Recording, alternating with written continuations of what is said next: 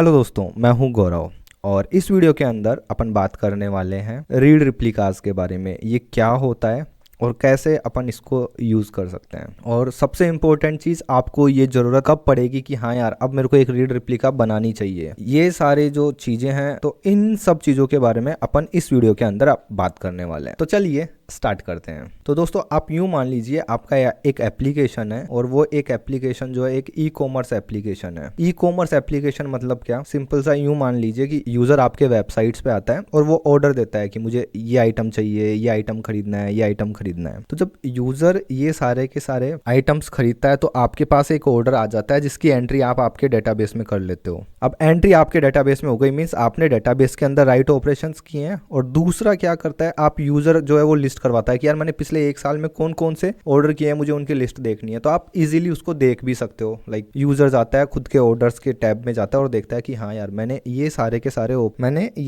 सारे आइटम्स पिछले कुछ दिनों में इस स्पेसिफिक वेबसाइट या फिर इस स्पेसिफिक एप्लीकेशन से ऑर्डर किए हैं। यहाँ तक सब कुछ सही है, कोई प्रॉब्लम नहीं है। बट अब आप क्या करते हो, 2 साल बाद आपको आपके एप्लीकेशन का एनालिटिक्स देखना है, क्योंकि अब 2 साल के अंदर आपके पास हजारों की संख्या में, लाखों की संख्या में, करोड़ों की संख्या में ऑर्डर आ चुके हैं और आपके पास अब डाटा भी अच्छा खासा हो चुका है कि कौन सा यूजर क्या सर्च कर रहा है। आपके पास इस चीज की भी एंट्री आपके डेटाबेस में है। कौन सा यूजर क्या सर्च कर रहा है, इसकी एंट्री आपके डेटाबेस में है। कौन सा यूजर क्या क्या चीज ऑर्डर करता है, इस चीज की एंट्री आपके पास है। कौन से यूजर ने क्या क्या चीज कार्ट के अंदर ऐड करवा रखी है, इस चीज की एंट्री आपके पास है। तो अब आप यूं मान लीजिए कि आप अज्यूम कर सकते हैं कि फॉर एग्जाम्पल मैं राजस्थान के अंदर बैठा हुआ हूँ एंड यूँ मान के चलिए कि नवंबर दिसंबर आते ही राजस्थान के अंदर सर्दी स्टार्ट हो जाती है और उस टाइम पे लोग गर्म कपड़े ऑर्डर करना स्टार्ट कर देते हैं।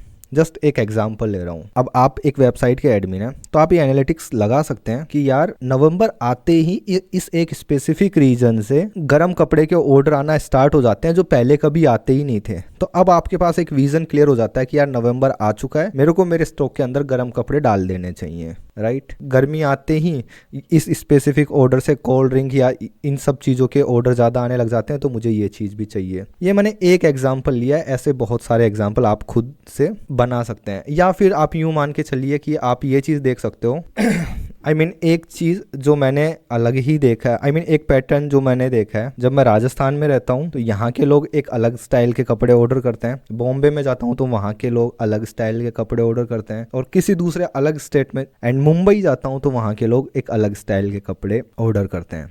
तो अब आपके पास एनालिटिक्स है कि यार यहाँ के लोगों को ना इस टाइप के कपड़े ज़्यादा पसंद है, तो मेरे को ना ये वाला स्टॉक राजस्थान वाले वेयर हाउस में रखना है, ये वाला स्टॉक मुंबई वाले वेयर हाउस में रखना है। एक एग्जाम्पल ये भी है।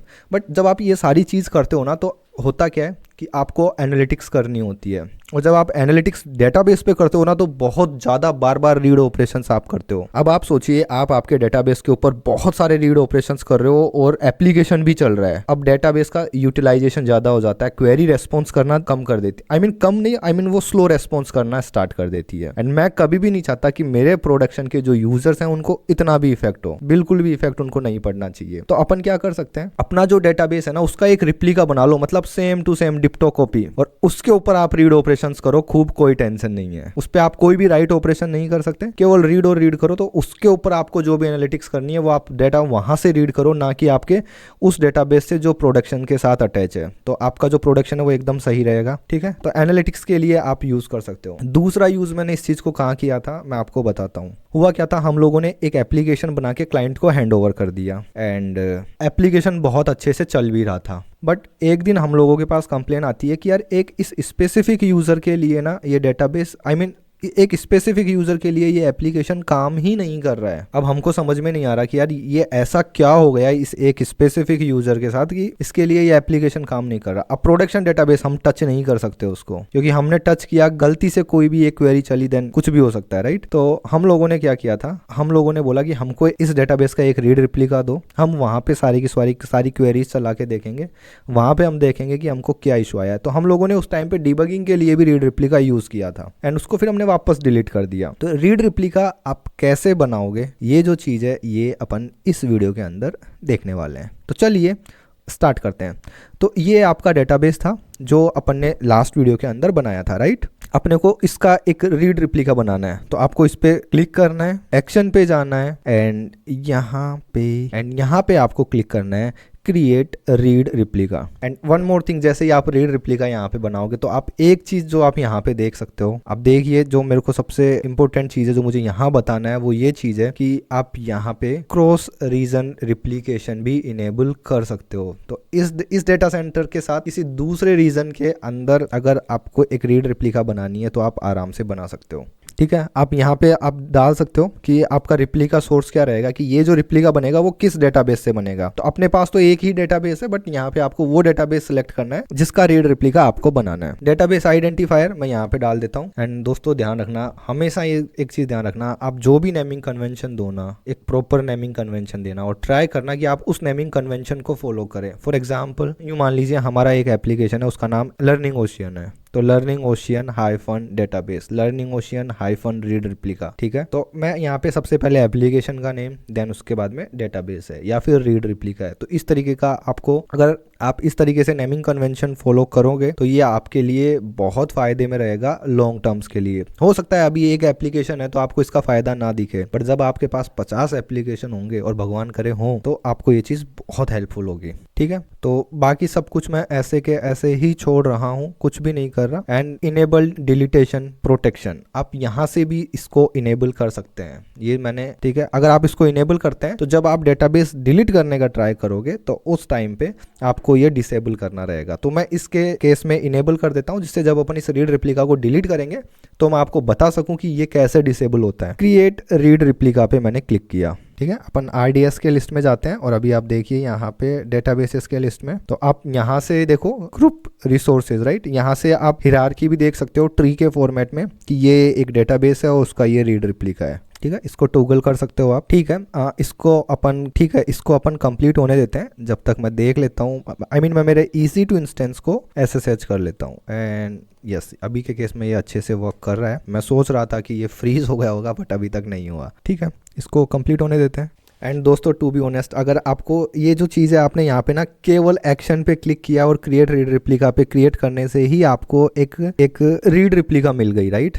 एंड दोस्तों एक चीज़ और देखो, यहाँ पे आपने केवल एक्शन पे क्लिक किया और क्रिएट रीड रिप्लिका पे क्रिएट रीड रिप्लिका पे क्लिक किया, राइट। अगर सोचो आप MySQL को आप उबंटू के अंदर इंस्टॉल करते एंड देन वहाँ पे आप एक रीड रिप्लिका बनाते, आपको ये पूरी की पूरी प्रोसेस फॉलो करनी रहती, ये पूरा का पूरा कॉन्फ़िगरेशन करना रहता एंड पता नहीं इस चीज़ को करने में आपको कितना टाइम लगता। ठीक है, तो मैं ये डॉक्यूमेंटेशन क्लोज कर देता हूँ। केवल आपको क्या करना है, आपको सर्च करना है कि कैसे कर सकते हैं रीड रिप्लिका। एंड अगर आपको कुछ एडवांस सीखना है कि बिहाइंड द सीन AWS कैसे काम कर रहा है, तो what I will suggest you कि आप 2 उबंटू के सर्वर लें, पहले के अंदर MySQL इंस्टॉल करें एंड जो दूसरा सर्वर है उसको पहले वाले सर्वर का रिप्लिका बनाने का ट्राई करें। क्या आप ऐसा कर पाते हैं, अचीव कर पाते हैं क्या? अगर आपने अचीव कर लिया तो आप सोच लेना कि जो आपका जो AWS है बिहाइंड द सीन ऐसा ही कुछ कर रहा है, बट वो पूरा का पूरा ऑटोमेशन में होता है जब आप यहाँ पे एक क्लिक करते हैं। उसके बाद जब आप क्लिक करते हैं एक्शंस पे एंड क्रिएट रीड रिप्लिका पे, तो वो सारी की सारी प्रोसेस होती है। हो सकता है वो कोई भी ऑटोमेशन टूल यूज करता हो या कोई पाइथन स्क्रिप्ट यूज करता हो, मेरे को वो सब नहीं पता अंडर द हुड कैसे होता है, बट आप ऐसा ऑटोमेशन कर सकते हैं और खुद अज्यूम कर सकते हैं कि यार हाँ यार ऐसा कुछ होता होगा। ठीक है, क्योंकि ये हमने किया है, हमने पोस्टग्रेस के केस में ऐसा किया था कि यूजर बंदा जो है वो क्लिक करता था, हम 4 इंस्टेंसेस क्रिएट करके देते थे, 3 को तो क्लस्टर बना देते थे और एक जो रहता था वो रहता था रिप्लिकेशंस, रीड रिप्लिका ओनली। ठीक है, अभी तक ये क्रिएटिंग स्टेट के अंदर है, होने देते हैं इसको अवेलेबल। एंड दोस्तों जब तक ये क्रिएट हो रहा है मैं कुछ और सेटिंग्स आपको दिखाना चाहूंगा। एक्शंस पे चलते हैं एंड क्रिएट रीड रिप्लिका पे क्लिक करता हूँ। मैं अभी वापस से क्रिएट नहीं करने वाला हूँ रीड रिप्लिका, बट आपको मैं बताना चाह रहा हूँ। आप यहाँ पे देख सकते हो, यहाँ पे आपका जो इंस्टेंस है उसका साइज जो है वो इंक्रीज कर सकते हो। फॉर एग्जाम्पल आप यूं मान के चलिए कि आपको समझ में आ गया कि यार मेरा जो एनालिटिक्स है वो बहुत बहुत बहुत बड़ा एक CPU उसको चाहिए, ये सारी की सारी क्वेरीज का रिटर्न जल्दी आउटपुट रिटर्न करने के लिए। तो आप यहाँ से जो रीड रिप्लिका का जो इंस्टेंस है उसकी साइज आप चेंज कर सकते हो। ठीक है, उसके बाद में स्टोरेज टाइप, ये कौन सा स्टोरेज टाइप क्या है ये मैं वापस से आप लोगों को एक्सप्लेन नहीं करने वाला हूँ। अपन ने ये सारे के सारे EC2 के टाइम पे बहुत डिटेल्स में देख लिए थे जब अपन ने EC2 के अंदर EBS वॉल्यूम्स के बारे में पढ़ा था, राइट। तो आप वो चेंज कर सकते हो। आप अलोकेटेड स्टोरेज जो है ये भी चेंज कर सकते हो।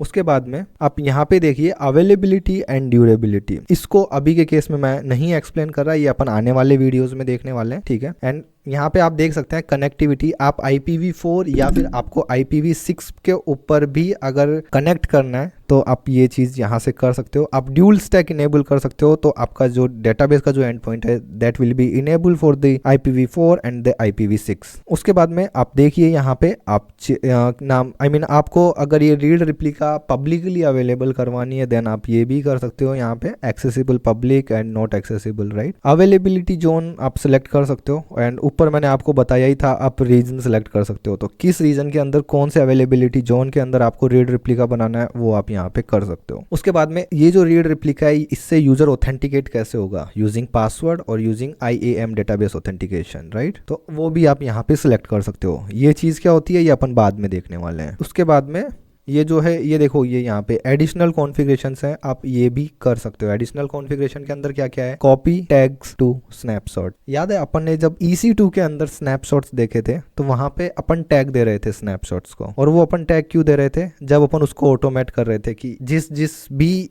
EBS वॉल्यूम को ये सारे के सारे टैग्स हैं अवेलेबल, देन हर रात में डेली रात में 12 बजे इसका एक स्नैपशॉट क्रिएट होना चाहिए, राइट। तो ये उस चीज़ से रिलेटेड है, आप ऐसा कर सकते हो, कॉपी टेक्स्ट टू स्नैपशॉट। उसके बाद में इंक्रिप्शन इनेबल अपन ने कर रखा है, बाय डिफॉल्ट इंक्रिप्शन जो है वो यहाँ पे इनेबल ही है, अकाउंट एंड KMS ID है। उसके बाद में आप लॉग एक्सपोर्ट आप कर सकते हो, ठीक है। एंड ये जो सारे के सारे लॉग्स रहेंगे ये फिर पब्लिश होंगे क्लाउड वॉच के ऊपर। डिलीटेशन प्रोटेक्शन ये मैंने आपको एक्सप्लेन कर दिया है। चलिए अपन वापस से बैकअप बैक जाते हैं, देखते हैं कि अवेलेबल हो गया या नहीं हुआ। एंड आप देख सकते हैं ये यहाँ पे अवेलेबल हो चुका है। अब मैं क्या चाहता हूँ कि मेरा जो MySQL क्लाइंट है वो मेरे इस रीड रिप्लिका से कनेक्ट हो। तो जब मैं इस पे क्लिक करूंगा इस रीड रिप्लिका पे, तो आप देखिए इसने एक अलग एंड पॉइंट दिया है, ये दिख रहा है आपको, ये एकदम अलग एंड पॉइंट है पहले वाले एंड पॉइंट से। इसको कॉपी करता हूँ एंड अगेन वही अपन अपनी सेम कमांड चलाते हैं, MySQL -h पेस्ट कर दिया मैंने host name and -u admin -p password and enter. अब देखिए राइट आप आ चुके हैं। यहाँ पे आप एक क्वेरी चलाते हैं show databases and hit enter. अब देखिए अपन ने जो डेमो डेटाबेस बनाया था वो यहाँ पे है YouTube_demo। चलिए मैं एक डेटाबेस और बनाने का ट्राई करता हूँ, क्या मैं बना पाऊंगा या नहीं बना पाऊंगा, केवल ये चीज दिखाने के लिए। क्रिएट टेस्टिंग 1 2 3, ठीक है। आई नो मैं नहीं बना पाऊंगा बट मुझे ये चीज आपको चला के दिखानी है, ठीक है। आप ये क्यों नहीं चला पा रहे हैं, क्योंकि आपने एक रीड रिप्लिका बनाया है तो यहाँ पे आपको परमिशन नहीं है कि आप कुछ भी राइट कर सके। तो दोस्तों इस वीडियो के अंदर इतना ही, ठीक है दोस्तों। एंड देखो एक चीज़ और, अगर आप रीड रिप्लिका बना रहे हैं, आप दूसरे रीजन में बना रहे हैं तो जियोग्राफिकली भी आप, और अगर आप दूसरे रीजन के अंदर रीड रिप्लिका बना रहे हैं तो आपका डाटा लाइक हाईली अवेलेबल है। एक रीजन के अंदर अगर कुछ इशू भी आता है तो दूसरे रीजन के अंदर आपका जो डाटा है वो फिर भी वहाँ पे सिक्योर है, और आप आपका लोड बैलेंस कर पा रहे हो कि भाई सारी की सारी रीड क्वेरीज जो है वो रीड रिप्लिका पे आएंगी, वो नहीं जाएंगी आपके मेन इंस्टेंस के ऊपर, मेन डेटाबेस के ऊपर। तो दोस्तों अभी आप ये एक छोटा सा डायग्राम देख सकते हो, अपन ने ये जो चीज़ है ये अपन ने सिमुलेट की है कि कुछ क्लाइंट्स हैं जिनको ये जो डेटाबेस पे हैं वो डायरेक्टली रीड और राइट कर पा रहे हैं। बेसिकली ये आपके एप्लीकेशन सर्वर्स होते हैं, जो आपके जो यूजर्स होते हैं उनसे वैल्यूज लेते हैं, उसको रीड करके उसके हिसाब से या तो उसको आउटपुट दे देते हैं, या फिर उसने कुछ चीज़ सर्च की या कोई ऑर्डर डाला तो उस हिसाब से वो राइट कर देते हैं आपके डेटाबेसेस के अंदर। एंड एसिंक्रोनसली रिप्लिकेशन हो रहा है, मीन्स इधर आप कोई भी टेबल बनाओगे वो दूसरे उसमें दिख जाएगी। चलिए मैं आपको दिखाई देता हूं, तो मैं क्लोज करता हूं यहां से एंड मैं अपना जो पुराना वाला डेटाबेस था मैं उससे YouTube_demo 1 के अंदर मैं जा रहा हूं एंड इसके अंदर मैं ना एक डेटाबेस वापस बनाता हूं, क्रिएट डेटाबेस टेस्टिंग 1 2 3, ठीक है। मैंने ये एक डेटाबेस यहाँ पे बनाया है, अगर आप देखो शो डेटाबेसेस तो आप देखिए यहाँ पे टेस्टिंग 1 2 3 बन गया है। अब मेरा जो रीड रिप्लिका था ना मैं वहां पे जा रहा हूँ और वहां पे जाके देखता हूँ कि वहां पे भी ये दिखता है या नहीं दिखता। तो आप देखिए यहाँ पे टेस्टिंग 1 2 3 दिख गया। तो ये जो है ये सिंक्रोनस रिप्लिकेशंस होता है, तुरंत रिफ्लेक्ट होता है ये, और वहां पे जो भी रीड एक्सेस वाले क्लाइंट्स रहेंगे लाइक आपका एनालिटिक्स टूल्स हो या फिर एनालिटिक्स क्वेरीज हो, वहां पे ये तुरंत रिप्लिकेट होते हैं। तो ये जो चीज थी मुझे ये भी आपको बतानी थी। तो दोस्तों रीड रिप्लिका के अंदर इतना ही, ठीक है दोस्तों।